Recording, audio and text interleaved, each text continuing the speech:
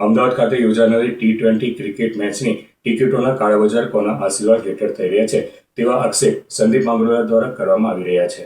આ પરિસ્થિતિ ગંભીર ચિંતાનો વિષય છે। સામાન્ય ક્રિકેટ પ્રેમીઓ માટે ઉપલબ્ધ હોવી જોઈએ એવી ટિકિટો ગેરકાયદેસર રીતે કાળા બજારમાં વેચાઈ રહી હોવાની શંકા ઊભી થાય છે।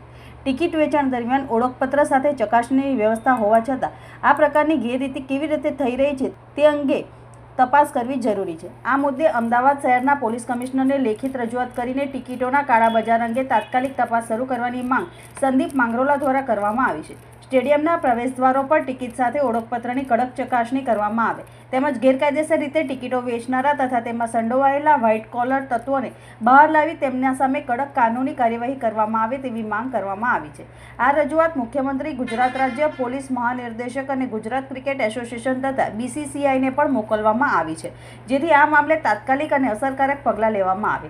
ક્રિકેટ પ્રેમીઓના હિતોને ધ્યાનમાં રાખીને અને રમતની પ્રતિષ્ઠા જાળવવા માટે આ પ્રકારના કાળા બજાર સામે કડક કાર્યવાહી કરવી અત્યંત જરૂરી છે। આજે ભારત અને ન્યૂઝીલેન્ડની ફાઇનલ મેચ અમદાવાદ ખાતે યોજાઈ રહેલી છે, ત્યારે ક્રિકેટ રસિકોને એટલો ઉત્સાહ છે, પરંતુ જે પ્રમાણે ક્રિકેટ કંટ્રોલ બોર્ડની અંદર ભ્રષ્ટાચાર વ્યાપેલો છે અને એના કારણે જે પ્રમાણે આધાર કાર્ડ અને ID પ્રૂફ દ્વારા ઓનલાઈન ટિકિટો બુક થતી હોય છે, ત્યારે એ ઓનલાઈનમાં ટિકિટો મળતી નથી અને કાળા બજારની અંદર એક ટિકિટ 50,000થી લઈને 70,000 રૂપિયા સુધીનો ભાવ બોલાય છે। તો આ કાળા બજાર કોણ કરાવે છે?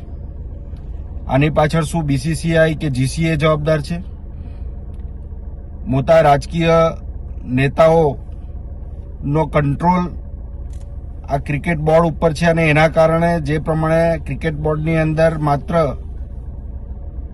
ક્રિકેટ ચાહકોને એના હિતોને નુકસાન કરવાનું કામ જે પ્રમાણે થઈ રહેલું છે એ કદાપી ચલાવી નહીં લેવાય અને એના કારણે કમિશનર ઓફ પોલીસ અમદાવાદને તાત્કાલિક આ કાળા બજાર રોકવા માટે અને આની ઇન્ક્વાયરી કરવા માટે વિનંતી કરી છે।